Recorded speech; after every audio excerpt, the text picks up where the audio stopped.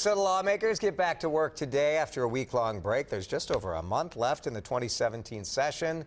And you guessed it, there's plenty of work that still needs to be done on the budget. Republicans do control the House and the Senate, but the Democrats control the governor's office. Mark Dayton, he and legislators will need to find compromise on a new two-year budget. Will likely exceed $45 billion in total spending. Republicans looking for nearly $1 billion in tax cuts, some drastic cuts to government services. The governor wants a smaller amount of tax cuts, but still cuts. He would like to boost state spending on preschool. State lawmakers also still have to work out that federal Real ID law. Different versions of Real ID have passed in both the House and the Senate, and if there is no compromise, well, you might need a special ID card or a passport to get on flights next year. Pat Kessler joins us now live from the Capitol. And Pat, we want to start with the budget. How close are the governor and Republicans to actually coming to an agreement?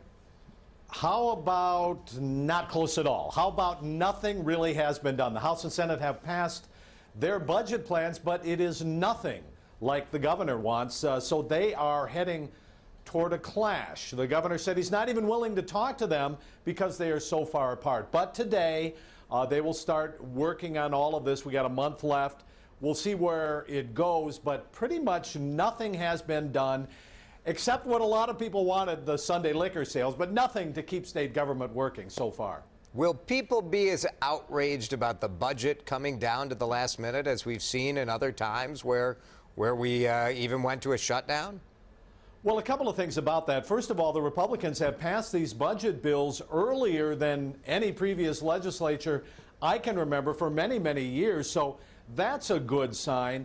However, this thing could be headed toward a train wreck off the cliff the same way it was the last time Republicans controlled the legislature and Governor Dayton was in the governor's office, and that was that dreaded S word, shutdown. Is it heading toward that?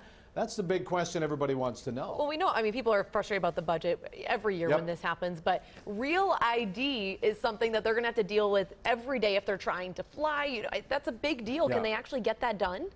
Yeah, that's one thing I think that people will be really ticked off about if it does not get done. Real ID was the high security driver's license that the federal government is ordering every state to pass just so you can get on an airplane, and they're going to start this next January. So Minnesota needs to pass this high security driver's license bill, or else to get on an airplane or to get into federal facilities, you're going to have to use a passport or an enhanced ID. So this thing has got to pass in the next few weeks. They're going to start working on that today, so we're going to probably see a lot of talk about that in the next week or so. And immigration and immigrants, the main that's all part of it. Yeah, that's what's been holding it up. The House put in that provision, but that's the thing they got to work on starting right now. All right, we'll watch it. Pat, thank you. Pat will be, of course, on the job all day today.